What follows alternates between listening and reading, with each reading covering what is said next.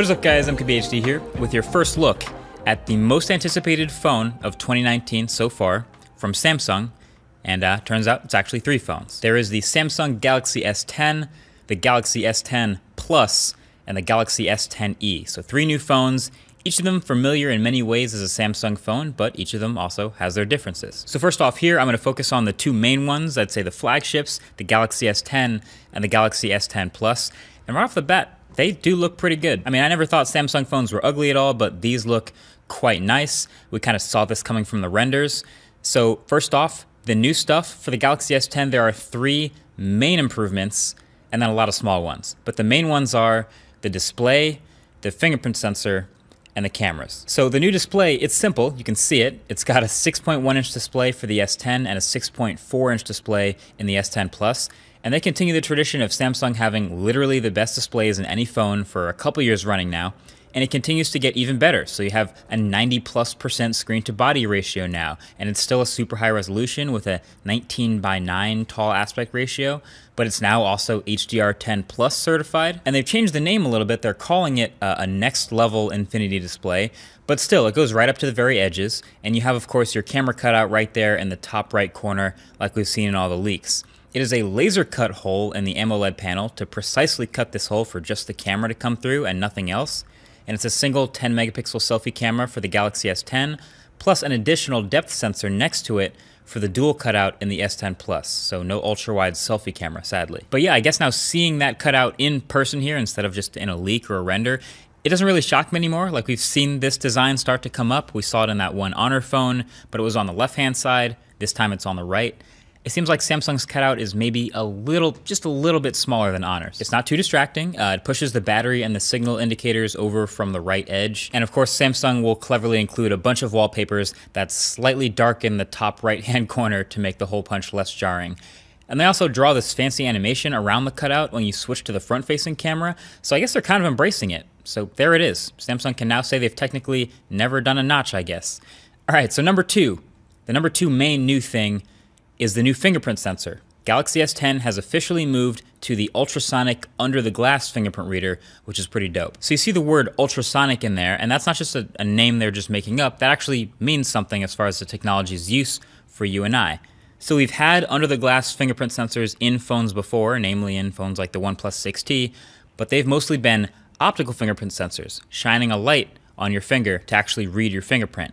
These ultrasonic ones don't use that, so they have a couple advantages. Number one, they'll be faster. Number two, they don't need to shine a super bright light on your finger to read it, so it'll be way less annoying in dim light or at night. And number three, it can read the fingerprints before waking up the display at all. That is a pretty sweet feature that I'm really happy about. So the ultrasonic fingerprint sensor, I'm looking forward to using. So then that brings us to number three, the third main new feature with Galaxy S10, which is the cameras, plural. So Galaxy S10 now has the triple cameras on the back. So Samsung is finally doing the three different focal lengths, one main camera, one telephoto, and one super wide, which is sick. I've been waiting for that, and I hope Apple gets on this train next. So Samsung has had for a while one of the best cameras in any smartphone.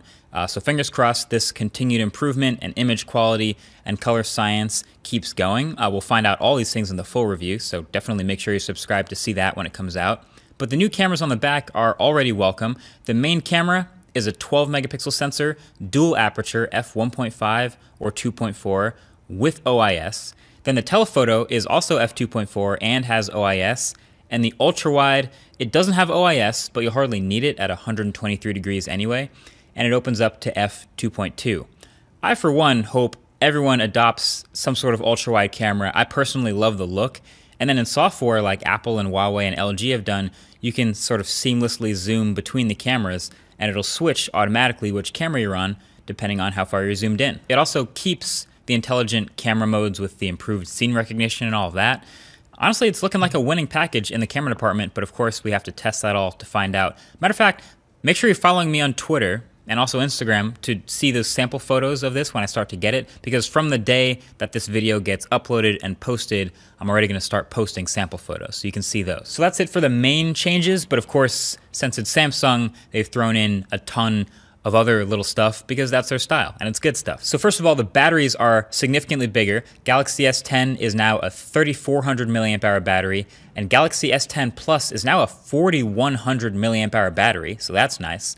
And the specs and materials are variable. So the one constant is Snapdragon 855 through everything. That's great. Then the Galaxy S10 starts at $900, and for that you get 8 gigs of RAM and 128 gigs of storage, but there's also an 8 and 512 version. Then the S10 Plus starts at $1,000, which gets you 8 gigs of RAM and 128 gigs of storage again, but if you spec it up, S10 Plus turns into a ceramic back instead of glass. And then there's an 8 by 512 version, or a ridiculous 1 terabyte model with 12 gigs of RAM. So I don't know if maybe you have a habit of bragging about how much RAM your phone has to your friends. I don't know what kind of person would use 12 gigs of RAM, but hey, you can do it now. 12 gigs of RAM in a phone. And let's not forget, Samsung's phones also have expandable storage via microSD, so you can have a terabyte of internal and a half a terabyte microSD card, so 1.5 terabytes of memory. So straight off the bat, with just that, Galaxy S10 and S10 Plus are looking like some really impressive, obviously well-spec'd flagships for 2019. And all of that takes us to Samsung's other phone that might kind of get lost in all this, which is Galaxy S10e. Now, I didn't want that to get buried or anything, so I have an entire separate video just on the Galaxy S10e and everything that's new with it and different from these S10s. So you can click here to watch that, or it'll be the first link below that like button, but that's the S10e. Bottom line with it, it's essentially their answer to the iPhone XR. It has a couple of trade-offs, like a regular fingerprint sensor and a slightly smaller display, etc., to make that lower price, but it doesn't cut off too much, and it ends up at $750, so it's a pretty direct comparison there. And then Samsung also dropped this little bomb on us, the Galaxy S10 5G. Now this we know even less about. We just know it's going to be a bigger S10 with a 6.7-inch screen and a huge battery and an even bigger price. But also, aside from the shots you just saw me get of it, they wouldn't let me record any of it, they wouldn't let me turn it on, the screen doesn't turn on, and they wouldn't let me hold it, which leads me to believe that could have easily just been a model of a phone. That phone doesn't exist yet. It's coming out in allegedly Q2 of 2019, but that'll be a whole separate thing when that comes out. But anyway, yeah, as you can see from the S10 and S10 Plus and from the spec sheets and from holding them, they continue the Samsung tradition of checking all the boxes they possibly can. Still, of course, it has IP68, it has fast charging, fast wireless charging, the headphone jack is still there, it has Wi-Fi 6, the Bixby button, the Bixby button, still there. It's whatever, they checked the box. But there's also this feature now called wireless power share, AKA reverse wireless charging. So Samsung gets on board with that too, kind of like we saw with the Huawei Mate 20 Pro earlier. So now Galaxy S10 will be able to enable Troll Mode super slow 4.5 watt Qi wireless charging of other devices. I mean, it's fine that it works. I've said it before, but it's pretty gimmicky. I wouldn't want to actually do this unless it's a literal emergency, but it's more for accessories like the new Galaxy Buds, their wireless earbuds that have a Qi wireless charging case. Also, word on the street is Apple may be thinking of doing this for the new iPhone with the new AirPods 2, which may have a wireless case, but that's all maybe stuff. We'll see. So finally, to top everything off, there are some new colors. None of them look that amazing to me. I mean, the green's kind of cool, but I'll probably end up going with black. They're all glass, so they're all going to get fingerprints. And then, of course, you'll notice they're running Samsung's new improved One UI, which is actually visually pretty different from previous versions of Samsung skins. And the main thing you'll notice when using it is it moves a ton of things like menu items and quick toggles and controls to the bottom of the display. So everything is more reachable on these huge phones. And it's just overall more well thought out and well designed than previous Samsung software, at least in my opinion. Then again, some things are also cartoonishly huge, and I wish they would be smaller or a bit more subtle or less crazy colorful.